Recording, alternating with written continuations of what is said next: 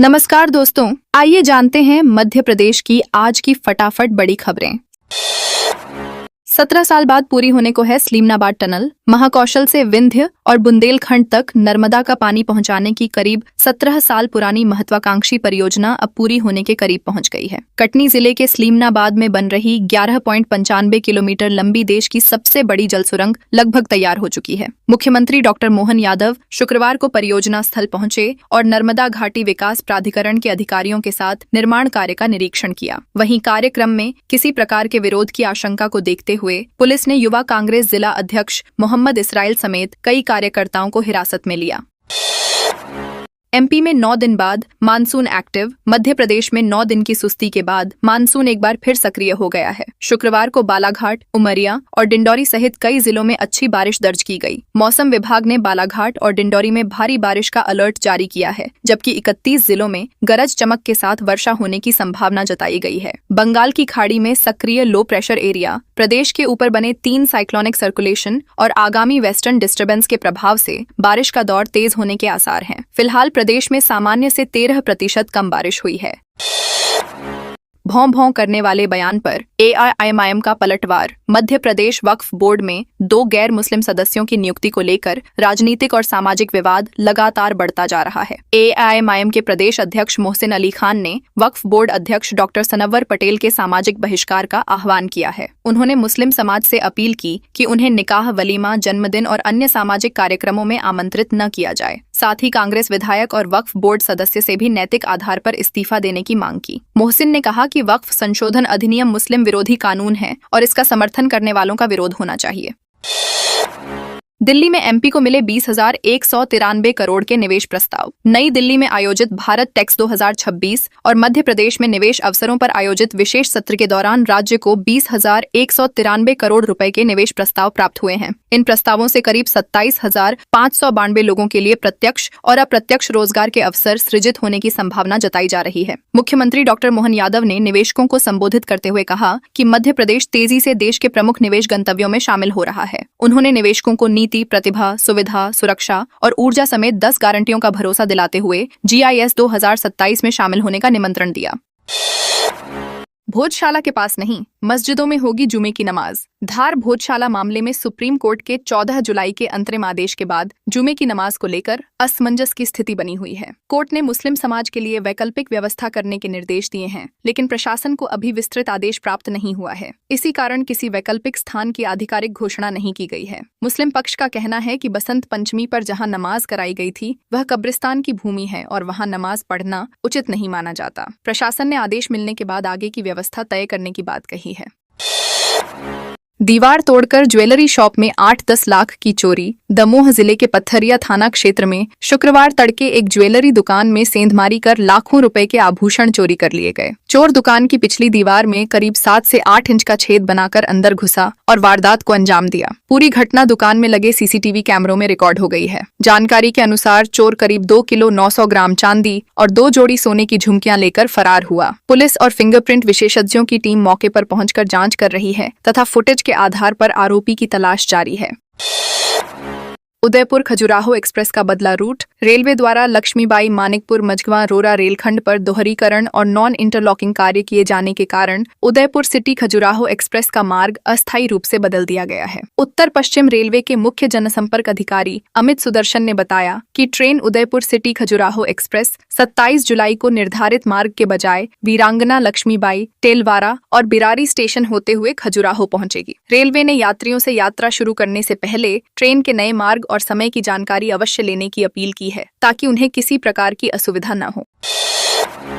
संकट मोचन तिराहे पर आधे घंटे तक चलता रहा हंगामा। छतरपुर शहर के संकट मोचन तिराहे पर गुरुवार रात करीब आधे घंटे तक सड़क पर हंगामा चलता रहा। एक महिला ने नशे में धुत युवक पर अभद्र व्यवहार और गलत नीयत से बात करने का आरोप लगाते हुए उसकी पिटाई कर दी। प्रत्यक्षदर्शियों के अनुसार महिला ने युवक को कई थप्पड़ मारे, धक्का दिया और उसका गला दबाने की भी कोशिश की। युवक शराब के नशे में दिखाई दे रहा था और कई बार संतुलन खोता नजर आया। घटना के दौरान बड़ी संख्या में लोग मौके पर जमा हो गए और काफी देर तक अफरा तफरी का माहौल बना रहा।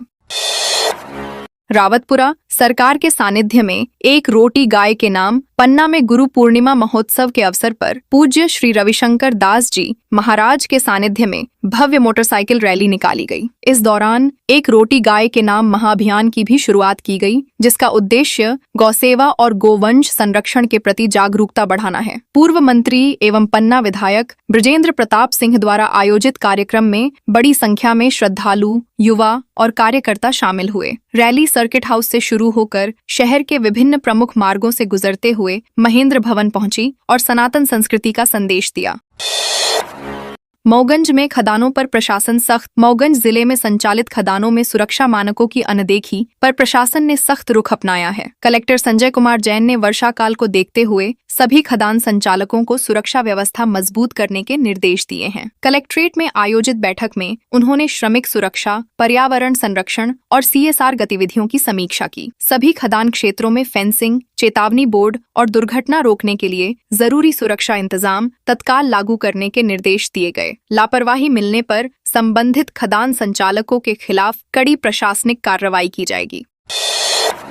सीएम के दौरे से पहले पूर्व विधायक ने लिखा पत्र। मुख्यमंत्री डॉक्टर मोहन यादव के टीकमगढ़ दौरे से पहले भाजपा के पूर्व विधायक श्रीवास्तव ने धसान नदी डायवर्सन परियोजना का मुद्दा उठाया है। उन्होंने मुख्यमंत्री को पत्र लिखकर धसान और जामनी नदी को जोड़ने तथा कक्करवाहा पिकअप परियोजना को शीघ्र मंजूरी देने की मांग की। पत्र में उन्होंने बताया कि बुंदेलखंड का टीकमगढ़ जिला लंबे समय से भूजल संकट का सामना कर रहा है। उन्होंने सिंचाई और पेयजल व्यवस्था मजबूत करने के लिए लिफ्ट एवं पाइपलाइन प्रणाली के माध्यम से परियोजना को जल्द स्वीकृति देने का आग्रह किया। प्रधानमंत्री मोदी करेंगे सांची रेलवे स्टेशन का वर्चुअल लोकार्पण। विश्व धरोहर नगरी सांची का रेलवे स्टेशन अब आधुनिक सुविधाओं और नए स्वरूप के साथ यात्रियों की सेवा करेगा। अमृत भारत स्टेशन योजना के तहत 15.32 करोड़ रुपए की लागत से स्टेशन का पुनर्विकास किया गया है। प्रधानमंत्री नरेंद्र मोदी शुक्रवार को वीडियो कॉन्फ्रेंसिंग के माध्यम से इसका वर्चुअल लोकार्पण करेंगे। यह कार्यक्रम देश भर के 75 पुनर्विकसित रेलवे स्टेशनों के उद्घाटन के साथ आयोजित किया जा रहा है। स्टेशन पर यात्रियों की सुविधा बढ़ाने के लिए आधुनिक प्रतीक्षालय, बेहतर प्रवेश द्वार और अन्य आवश्यक सुविधाएं विकसित की गई हैं। टंट्याभील चौराहे पर 17 दिन से अनिश्चितकालीन धरना प्रदर्शन। अपनी विभिन्न मांगों को लेकर छात्र पिछले 17 दिनों से टंट्याभील चौराहे पर अनिश्चितकालीन धरना दे रहे हैं। प्रदर्शनकारी छात्रों का कहना है कि जब तक उनकी सभी मांगें पूरी नहीं होंगी, आंदोलन जारी रहेगा। गुरुवार को एक छात्र ने एक दिन का निर्जला अनशन भी किया। इससे पहले 14 जुलाई को छात्रों ने टंट्याभील चौराहे से कलेक्टर कार्यालय तक पैदल मार्च निकालकर प्रदर्शन किया था। प्रशासन ने कुछ मांगें स्वीकार की हैं, लेकिन शेष मांगों को लेकर छात्र अभी भी आंदोलन पर डटे हुए हैं। कटनी में रेलवे ने अंडरब्रिजों पर लगाए चेतावनी बोर्ड। कटनी में मानसून के दौरान जलभराव की समस्या से राहत नहीं मिलने पर रेलवे प्रशासन ने संवेदनशील अंडरब्रिजों पर चेतावनी बोर्ड और जलस्तर संकेतक लगा दिए हैं। मिशन चौक, मंगल नगर और गायत्री नगर अंडरब्रिजों में निर्धारित जल स्तर से अधिक पानी होने पर प्रवेश नहीं करने की सलाह दी गई है। हालांकि स्थानीय लोगों का कहना है कि हर साल करोड़ों रुपए खर्च होने के बावजूद स्थायी समाधान नहीं किया गया। लोगों ने केवल चेतावनी बोर्ड लगाने के बजाय जल निकासी की प्रभावी व्यवस्था करने की मांग उठाई है। अजय सिंह के शाजापुर दौरे में दिखी कांग्रेस की गुटबाजी। कांग्रेस के वरिष्ठ नेता और पूर्व नेता प्रतिपक्ष अजय सिंह के शाजापुर दौरे में पार्टी की आंतरिक गुटबाजी खुलकर सामने आई। जनसंपर्क अभियान के दौरान वे कांग्रेस के 2 अलग-अलग गुटों द्वारा आयोजित कार्यकर्ता सम्मेलनों में शामिल हुए। कार्यकर्ताओं को संबोधित करते हुए उन्होंने कहा कि आगामी विधानसभा चुनाव में पार्टी जिसे भी उम्मीदवार बनाए, सभी को एकजुट होकर उसे जिताना चाहिए। उन्होंने भाजपा सरकार पर महंगाई और भ्रष्टाचार के मुद्दे पर निशाना साधते हुए कार्यकर्ताओं से जनता के बीच सक्रिय रहने और संगठन को मजबूत करने का आह्वान किया।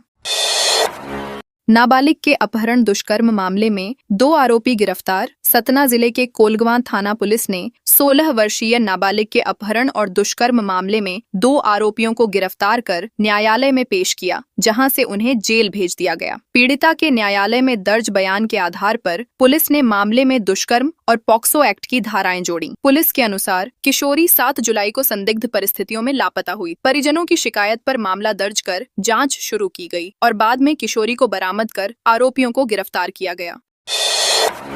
मंदसौर में 69 किलो डोडाचूरा के साथ तस्कर गिरफ्तार। मंदसौर जिले की मल्हारगढ़ पुलिस ने नशे से दूरी है जरूरी 2.0 अभियान के तहत बड़ी कार्रवाई करते हुए 69.5 किलोग्राम अवैध डोडाचूरा के साथ एक तस्कर को गिरफ्तार किया है। पुलिस ने तस्करी में इस्तेमाल की जा रही बिना नंबर की सफेद ऑल्टो कार भी जब्त की है। जब्त मादक पदार्थ और वाहन की कुल कीमत करीब 4.40 लाख रुपए आंकी गई है। पुलिस ने आरोपी के खिलाफ NDPS एक्ट के तहत मामला दर्ज कर उससे पूछताछ शुरू कर दी है।